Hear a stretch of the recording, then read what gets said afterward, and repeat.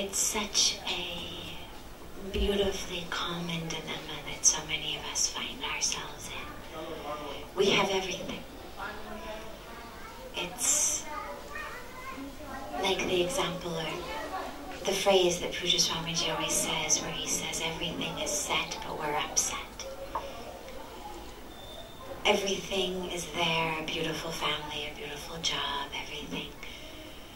House, education, all of the things that we're told you need. And yet, the one thing we really need, which is peace, we don't have. The reason for that comes with the fact that actually these are not the things that lead to peace. So it's like saying, I've bought a beautiful couch, I've bought a beautiful TV set, I've bought a beautiful side chair, I've carpeted my room beautifully, and I'm still thirsty, right?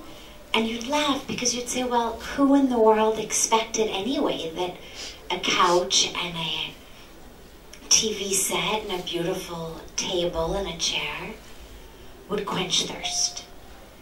If you're thirsty, have a glass of water. And this is what we do in our lives. Having a beautiful family is wonderful.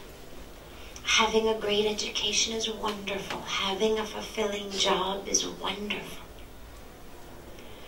But tragically, they don't really have any connection to our mental peace. The only connection to it comes temporarily, where we think, oh, if only I could get married, then I'd be happy, then I'd be peaceful.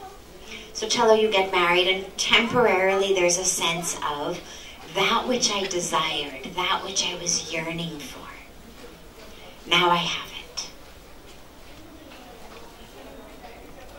But then in the nature of the mind, it doesn't stay satisfied for very long. It keeps going and going and going. So the first thing to realize is that your family is beautiful and wonderful. Your home, your life is beautiful and wonderful. Have deep gratitude for them. Love them. Serve them. Thank God every morning and every evening for their presence, for their health. But don't think that in them is the key to peace inside.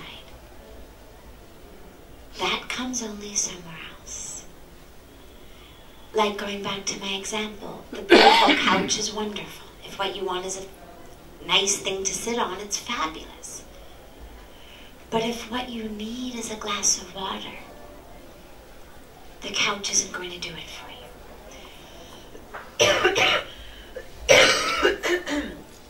Excuse me. So if what we're looking for is mental peace, that comes in our spiritual practice. And that's what the whole point of most of our spiritual practices is. Yes, at the end of the day,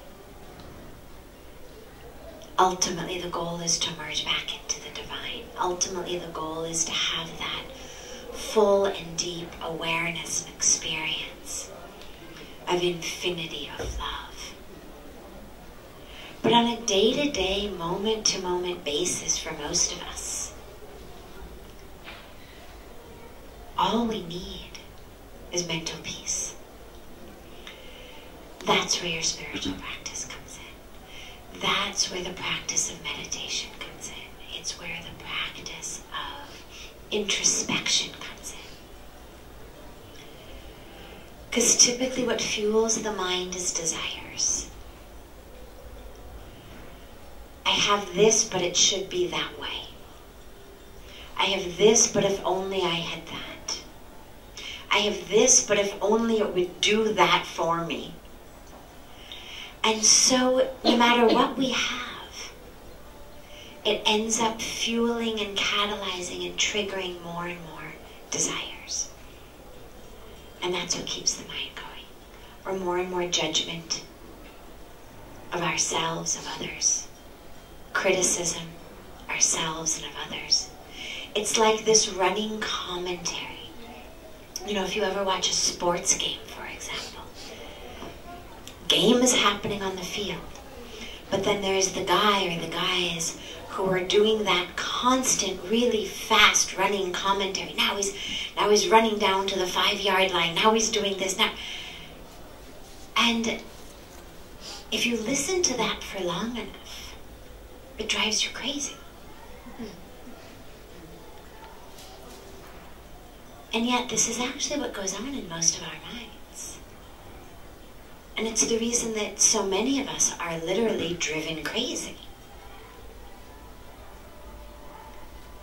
We go here, we go there, looking for some kind of peace, but since that voice is inside of us, tragically, where, as Pujya Swamiji says, wherever you go, there you are.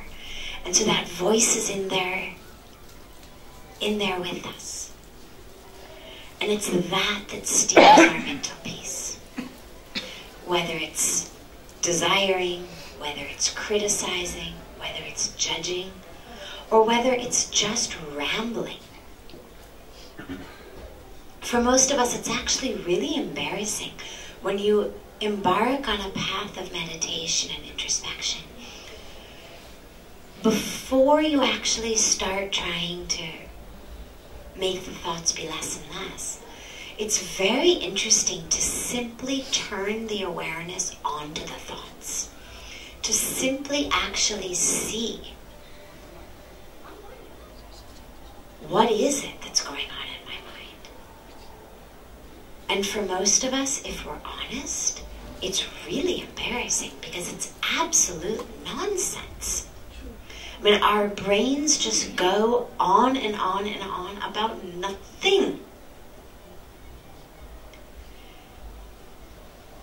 This is what a spiritual path does for us. This is where the practice of meditation comes in.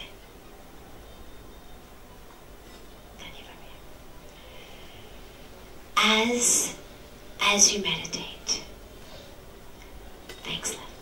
As you meditate, what'll happen is you'll find a place of stillness between the thoughts. Because they seem like they're all happening at once. But actually, if you had the equivalent of a thought microscope, and you really could look at them up close, the way that, you know, those kids' microscopes, the power just goes higher and higher and higher and higher.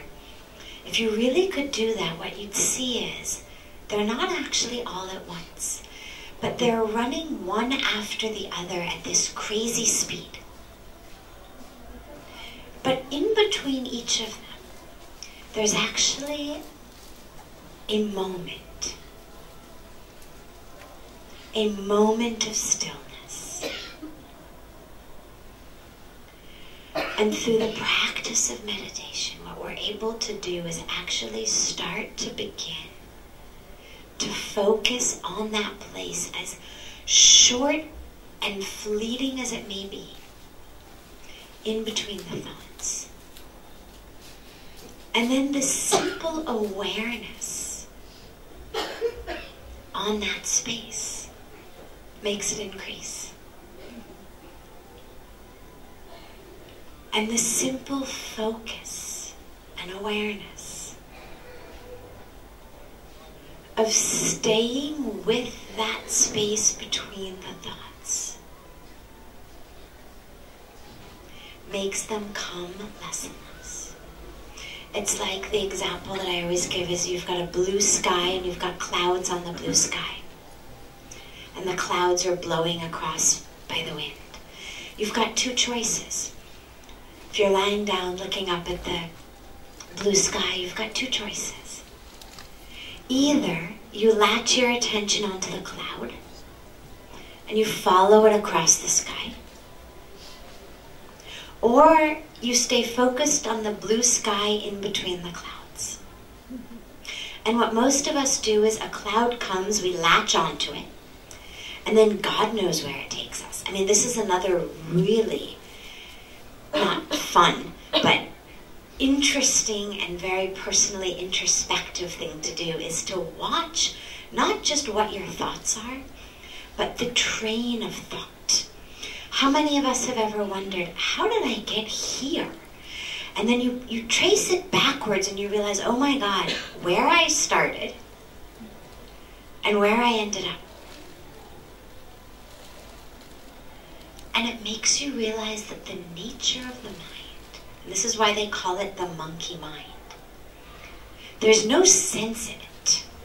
The nature of the mind just does this. So along with your beautiful family and beautiful life that God has gifted you with, bring in a practice of meditation. Because what it's going to do is make you more able to fully appreciate that life. Otherwise, God gives us everything, but we're someplace else. We're not even here able to enjoy what God has given us. We worked for, we prayed for, we sweat for where we are in this moment. But we're not even here in this moment. We're someplace else.